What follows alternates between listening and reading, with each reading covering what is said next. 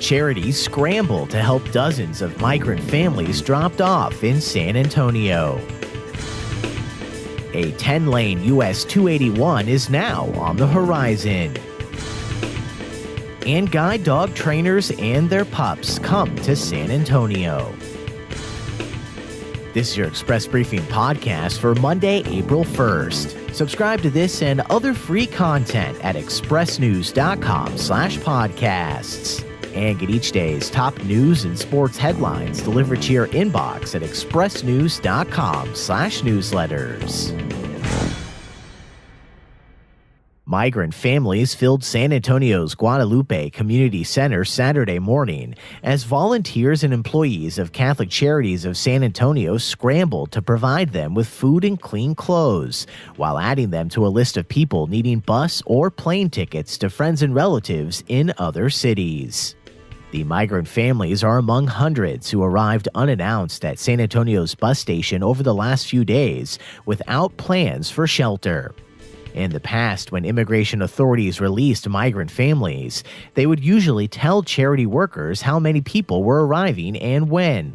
But a recent surge of migrants has left immigration officials overwhelmed and detention centers out of space, spurring the release of thousands of migrants who were given notices to appear later in immigration court.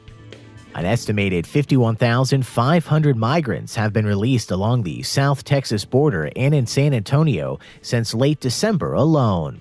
On Friday, between 200 and 300 people were dropped off at San Antonio's bus station, forcing volunteers to work overtime to shuttle families to shelters and hotels.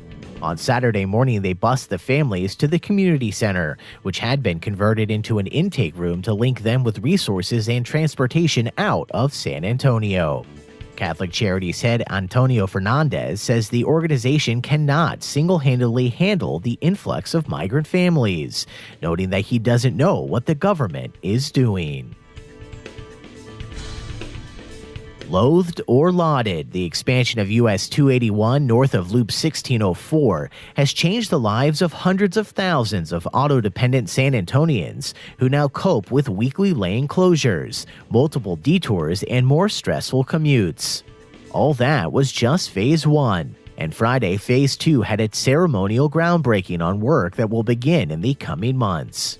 By 2022, 4 new lanes plus 2 HOV lanes for high-occupancy vehicles are scheduled to be completed at an estimated cost of roughly $500 million. None of the new lanes will be tolled, and the Texas Department of Transportation has yet to announce specific dates for when Phase 2 construction will begin, or the location of future detours and exit closures. In 2015, Texas voters widely approved Proposition 7, a constitutional amendment that could direct at least $3 to $4 billion annually to the state highway fund for 10 to 15 years, which has partially funded the US 281 project. None of the money, however, can go to toll roads, rail, or mass transit. And this weekend, guide dog trainers, users, and their pups attended the national nonprofit Guide Dogs for the Blind's Texas Fun Day.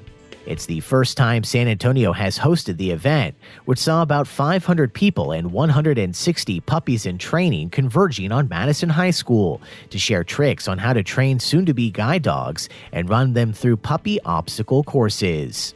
People from across the state and even from across the country attended the weekend gathering, which also reunited those who use a guide dog with the puppy raisers or volunteers who trained them. Madison High School is one of only 3 high schools in Texas that has a Guide Dogs for the Blind club, with about 36 students voluntarily training 36 puppies that were bred in the nonprofit's California location to become guide dogs. The canines are then given to volunteers known as puppy raisers at around 8 weeks old and returned to headquarters at 15 or 16 months when they're ready for their next step in training. The dogs who are successful go on to be paired with a person in need for free, with Guide Dogs for the Blind taking care of travel expenses for owners to pick up the dog, as well as veterinarian costs, even after the dog has retired from its guide duties and becomes a regular house pet. And that's your daily San Antonio Express briefing for Monday, April 1st. Subscribe to this and other free content at expressnews.com/podcasts.